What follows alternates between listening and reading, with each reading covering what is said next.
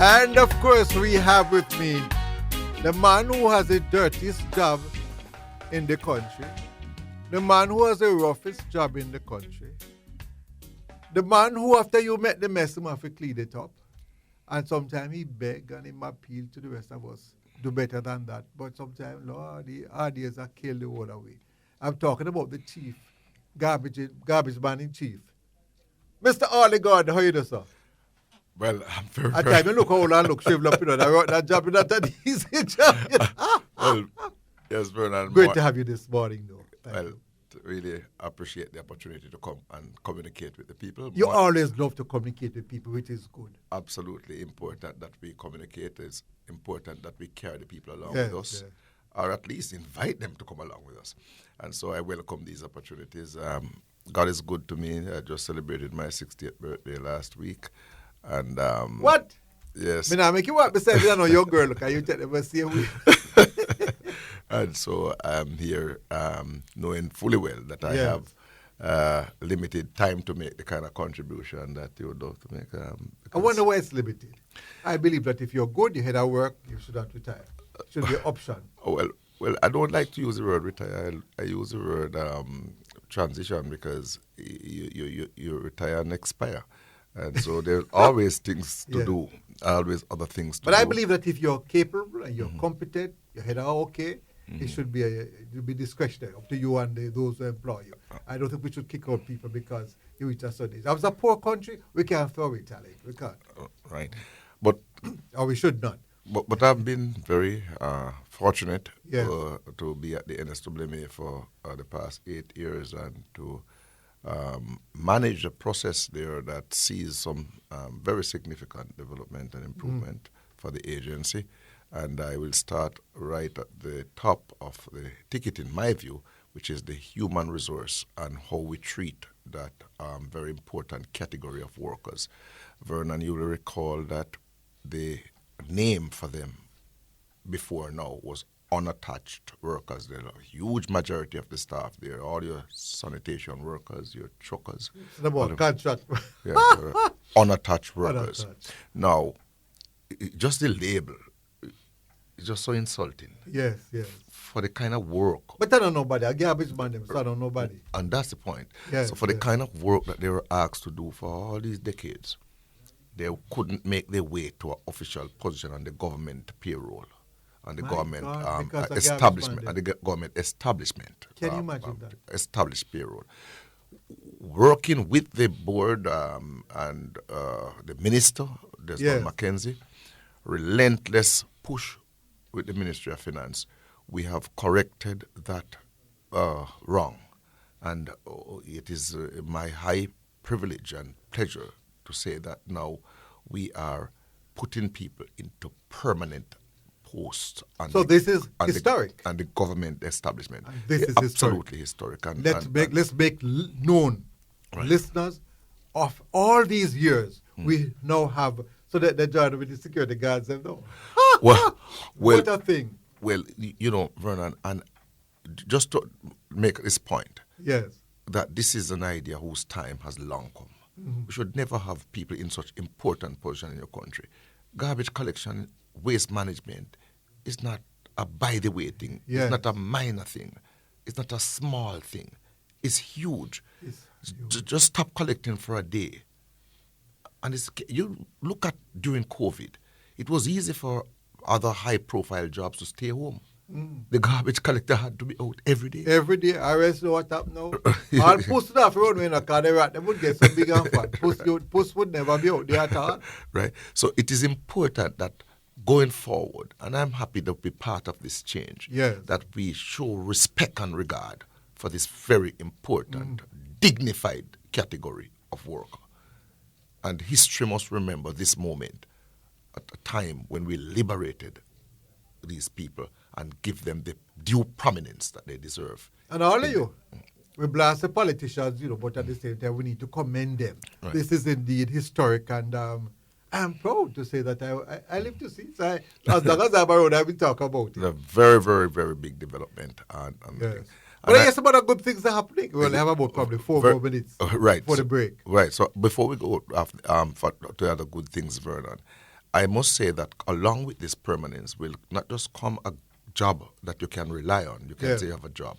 But there are issues of the pension and all that will be coming into play too with this new development. So we have brought this group of people, this well-deserved group of people, to a position where not only when they are employed have the strength to do the thing for the government, to do the thing for the country, to lift the rubbish up, to lift up the drums and to do all these things. We have said to them now, when you can't do it anymore, like every other category of government worker, you should have a little pension. I am going to be very awful. So before, after them don't pick up the garbage the whole away, we just throw them in the garbage. They just went home and a lot of not them, like a pension. They will get a little something that we call an ex gratia, which is a little pocket money kind of. Big word. Right. Ex gratia. And when and when you eat that off, you just suffer. And we're correcting that too. So it is huge what is happening. It's a win-win. We should get a clap for that. We can get a clap for that. That really, we can get. This is something to celebrate. And all I can say to the workers at the NSWMA, don't take it for granted. You're going to be on staff. Now you feel you're a big shot to do what you want to do. Now is when you should concentrate and really do your work and deliver. So can we give them an applaud at this time? I tell we have to have that applaud. I put my technical person on the spot. Well, you have to have that applause ready at all times. And if I can tell what I'll call on you for that. So that is something. Any other good point you want to mention? Well, the rebuilding of the fleet at the NSWMA. Oh, yes. And that's a huge one. And I know you're near to the break, but just to say that we inherited. When I went to the NSWMA, what we have is a large rundown fleet, a dilapidated fleet, a fleet of trucks that were costing us so much money to repair and to keep them going that it was not cost effective. We work steadily to put... Life is fun. When your retirement comes, you will be retired, So those trucks should have probably been retired a long time ago. Yeah, should have been. Amazing. So what we started to do was to kind of rebuild the fleet, because the NSWMA, if you really analyze it, is a large trucking company based on the kind of terrain that we have, the kind of distance between disposal site and where we have placed our population across the country. We have to have a lot of trucks. And we would have to rebuild the fleet, and we have started that. And even as we speak now, you'll recall 4 years ago, when the government committed 100 new trucks for the agency, we got 50 just under 2 years ago. Still need more. And the balance of that 100 is now arriving. By the end of June, all of that will be in the island. So 10 has already come, and the other... so we might be seeing more garbage trucks than garbage? Well, I prefer that. But what I will say to you, and this is a very, very big point, is that we have diversified the offering in this last batch of 50, because instead of having all these big compactor trucks, we are getting 8 of the small compactor trucks, the Scouts that can go into some of the hard-to-reach areas. We also getting... May I tell you, you can't go into some area because truck. Let them hear me know what you're going to do. Some trucks, we go and I'll tell you how we plan to deal with those too. And but we're getting the smaller Scouts that will help us with some of the smaller little areas that we have to. It's not... The 8 Scout trucks definitely will not fix all the problems in that regard, but it's a huge step in the right direction. We're also getting 4 crane trucks. Now, crane trucks are the ones that can lift those derelict cars and so that you see all over the place. Hold on. So, don't tell me. I bet me guess where you're going to. Because long time I've been balling for it. I bet you're going to send out these things probably once every 3 months or so. Right. So when we have the big...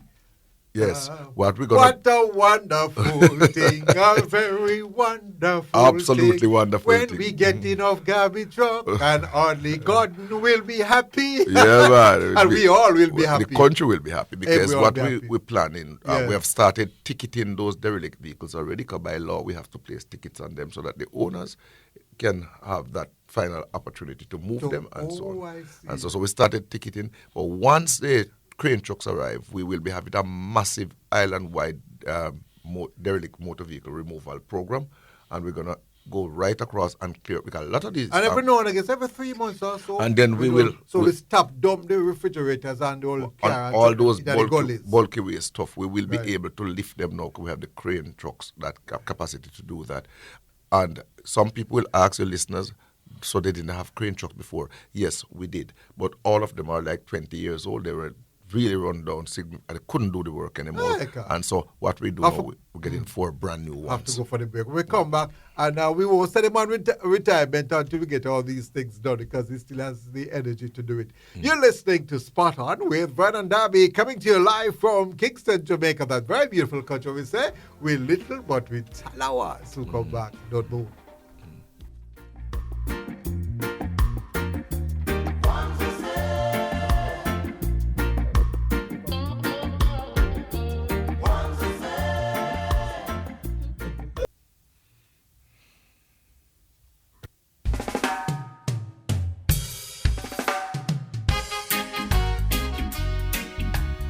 Welcome back. Yes, you're listening to Spot On with Vernon Darby, coming to you live from Kingston, Jamaica.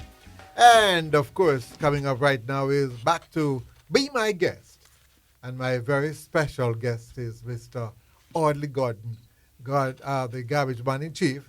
And I'm telling the government and everybody that he cannot, his leave, his retirement, just like other persons, will be extended until all of these things are achieved. He has the energy, he has the youthfulness, they call it youthful exuberance to do what needs to be done. So he's not to be retired. So nobody complain and say, oh, you mean for go off? They said, where's what? New blue what? Sweep clean. Bottle blue. Back to you. Tell me about some of the other good things that are happening. Right. So I was talking about trucks just before we went off the crane, the break. Yeah. And the crane trucks are very important for 2 reasons. One is that they're going to some areas now, you will see where derelict vehicles have caused literally blocking the space. Yes. We also have situations where we have bulky waste items that very difficult for the men to get them up into.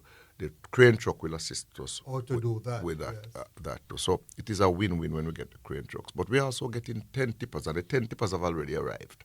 10 brand new tipper trucks. Now, that's breaking news, you know. Yeah. 10 tipper trucks have arrived, 10 of them. They have arrived, and they are being cleared now as we speak. Oh. Now, the importance of this cannot be overemphasized, because we do have a need to remove the same bulky waste, which you can't put them in a compactor. The compactor is a mechanized truck. That when you put those metals and old fridge and all, it damage the compactor. Oh, so you can't put those in. The domestic waste is what you put in your compactors. And you know, I know you joined me that the domestic waste, especially when you cut your grass and all them things there. I will tell my listeners, all you need to do, put them in bags that you stay there for a few months. Lovely soil, you dig up your lawn and put it below there. Let me tell you something. After a while, your lawn become like concrete, you know. That's why it won't hold the water. But if you dig it up, put that soil below, it holds the water better, and your soil will be richer. Right. That should not be going. You should not be collecting. We should not be carrying those for disposal site, and we come to that in a few. Yeah. The trucks, the tipper trucks, will enable us to run more structured bulky waste program. Okay. So aside from just having the crane trucks, which will help us with the derelicts and the heavy objects, we will have tipper trucks so that we can move bulky waste, and we're going to set up a quarterly bulky waste arrangement now, because we have the truck capacity to do that. Oh, you're going to jump to the roof. What a wonderful thing. Yeah. Then we are going to expand on our plastic separation. Now, everybody know the challenge that plastic poses for the environment. You see when it rains and you see the flooding and all that. Oftentimes, we don't care about the environment, you know. But guess what? Tell them that it affects us, because when the plastic goes into sea, I understand that it can be broken down into very minute particles, and that when the fish consume that, we end up eating the fish. Microplastic.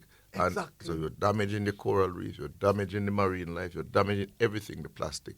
And we really want to get the plastic out the waste stream. Yes. So we started a separation program, and we're in about 16 50 plus communities Really? island-wide now. Okay, that's good. And people are calling us and wanting to separate. They are hearing about it in other communities where we are. They say, when you come into our community, well, the good news is you won't have to call us for much longer because we're going to roll out an island-wide plastic separation program now. Now, the plastic is as such that we don't have to go for it every day. Right. We can, because it's not offensive. It don't break down and create that odor. Right. So we can have that collected more in a more structured way over time. Yes. And so we're going to roll out that plastic separation program and try to arrest the plastic and put as the ad says, put plastic in its place. Because the truth put is... the plastic in its place. I love that. Yeah, plastic is so unruly and gives so much trouble. So we really want to arrest the plastics, and the 10 tipper trucks that have now given us the capacity to roll out that island-wide plastic separation initiative. So there are very good things happening on this batch of truck because we didn't just get 50 big compactors.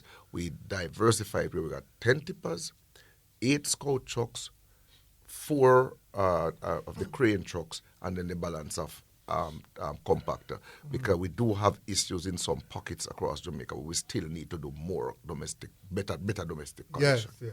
Mm-hmm. Now, but you have saw some challenges too, I'm not getting much complaints like before, but I'm sure the authorities, they have been listening, and we will be promoting this discussion here, and I'm sure they won't kill if you let them know what else you need. Because I'm sure need. But there's one thing I'm going to suggest. I wish I had the money. But if there's anybody in the private sector willing to assist, let me know. I think it would come across so nice if a company or anybody were willing to give these garbage collectors something like lunch bags where they can carry water in, cold water. It would be fantastic. And I would just take it to come from you. I think it would be a nice gesture if persons in the corporate world and other citizens, because let me tell you, when they're out there on the trucks, especially now and summer coming up, it is hot. Yeah, we try to make some provisions in terms of having igloo on the trucks and stuff like that. Yes. But your suggestion is okay. Yes. And I would love us to show gratitude. That's why, really. Right. But the cultural challenges. Yes. I couldn't come on here and don't address the cultural challenges. We have now almost an acceptance, unfortunately, regrettably and painfully, of travelways. Vernon, if you stop at any thoroughfare across Jamaica and look at the amount of garbage on the side of the road, people just, no houses are there, nobody lives there. Just the pedestrian who walk, or just the people passing in their motor vehicles. People toss things through the windows of cars. You know why? Is that a cultural problem?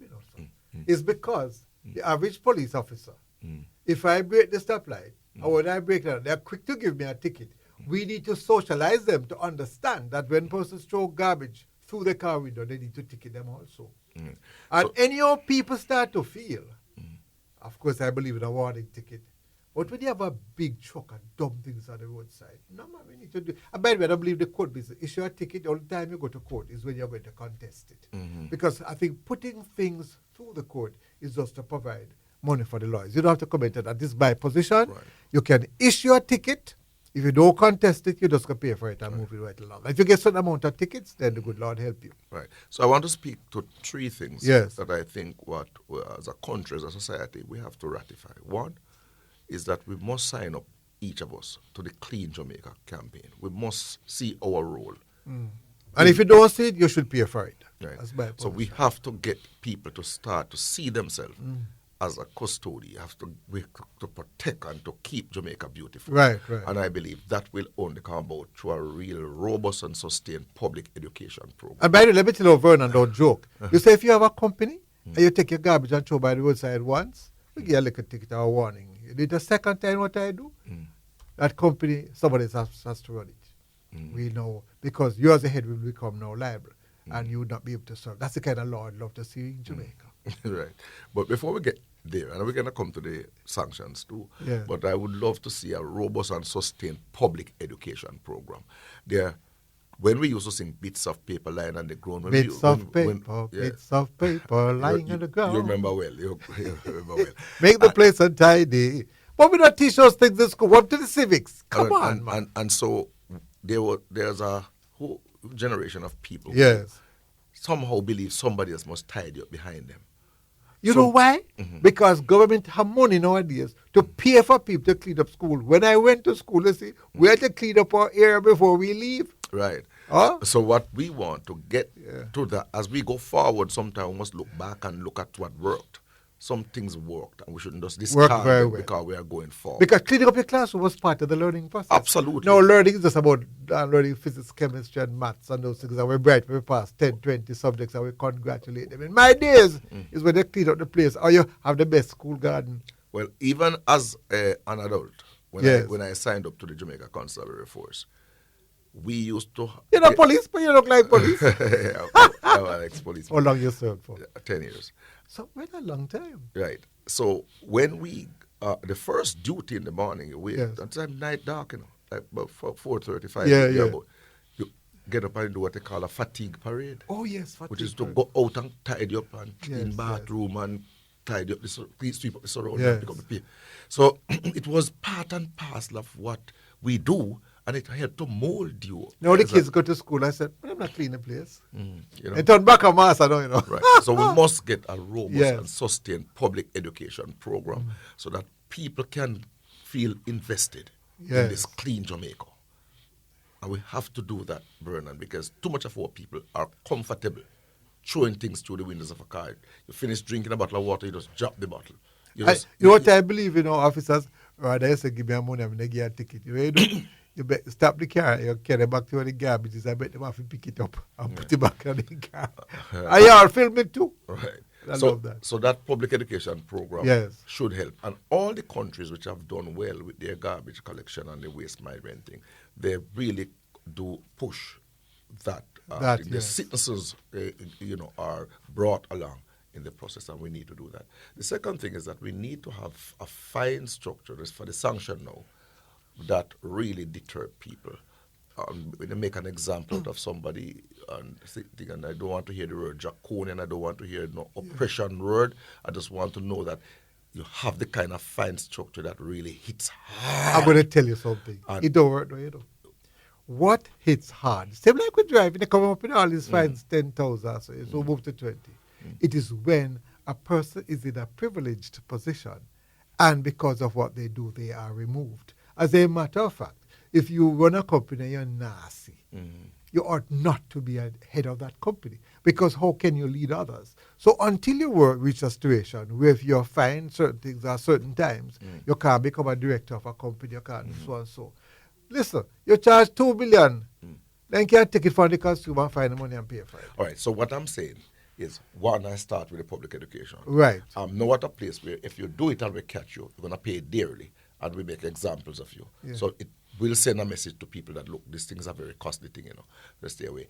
You may be onto something to say that the fines enough themselves and enough themselves is not necessarily going to hit. Maybe look at the traffic business. You think you have less accidents this year? Less deaths? The answer is no. But I am driving on the North Coast, the North-South Highway, or any of the highways, and because I know that I'll get a big fine, a big ticket if the police stop me, I am mindful. That is you.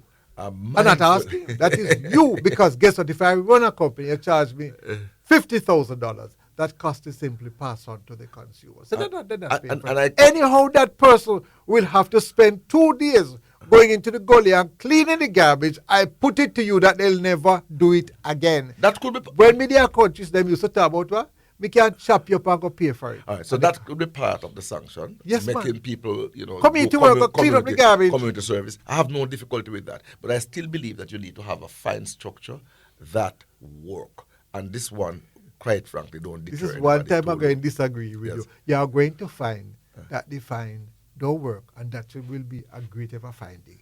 When I warned them about the traffic ticket situation, I told them, they never believe it. I'm going to go for the break right now. You're listening to Spot On with Vernon Darby, coming to you live from Kingston, Jamaica, where we say we little but we tell our so come back to move.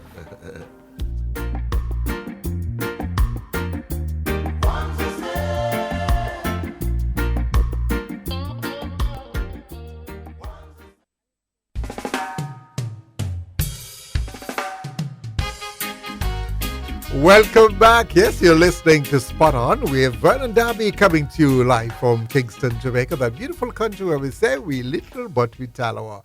Yes, it's Be My Guest, and our guest is a garbage man in chief, no other than Audley Gordon, the executive director for the NSWMA.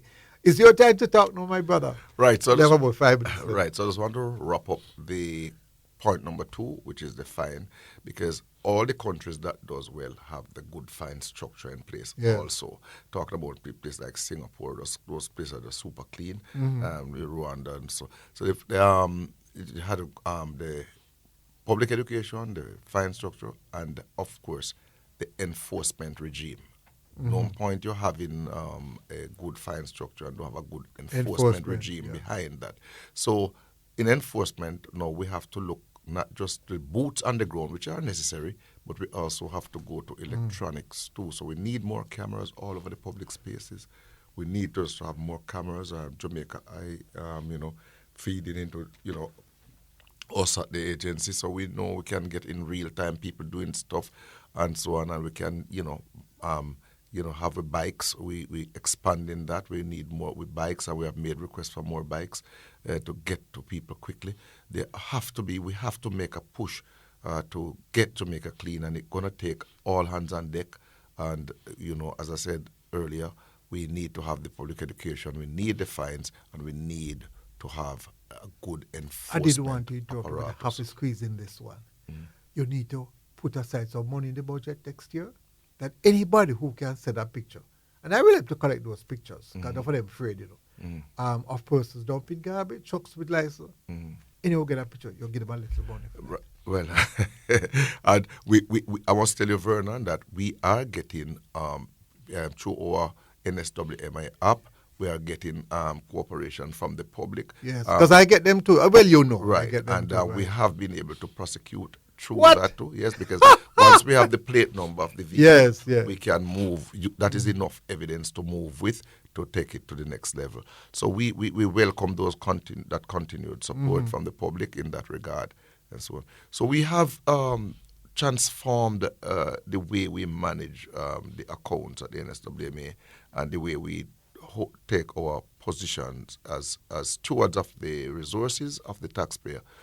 How we treat with that has improved significantly since I'm there, and I'm very, very happy to say to Jamaica that we are now managing in a more frugal manner, and we are not just doing that in terms of the resources, financial resources, but even the trucks too. We are pulling them for service when they're time to be pulled for service. We are doing our audits on time or annual reports.